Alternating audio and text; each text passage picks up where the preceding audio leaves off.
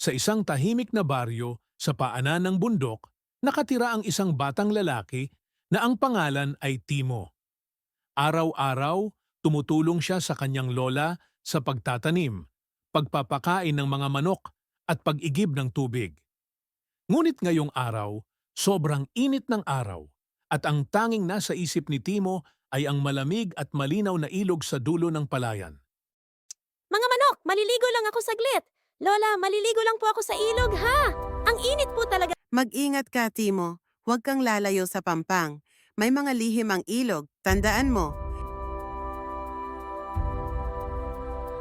Pagdating sa pampang ng ilog, dahan-dahang lumusong sa tubig si Temo, nakipaglaro sa mga isda, banayad ang agos, at may mga maliliit na isdang gumagalaw sa pagitan ng kanyang mga paa.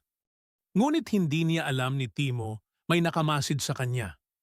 Mula sa likod ng isang lumot na kahoy, sa kabilang pampang, may dalawang matang, maingat na tumitingin.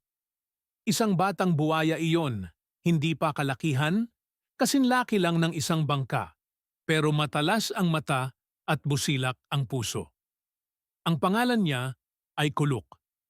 Hindi tulad ng ibang buwaya, hindi siya mahilig sa kagat o habulan. Mas gusto niyang makigkaibigan sa batang Timo.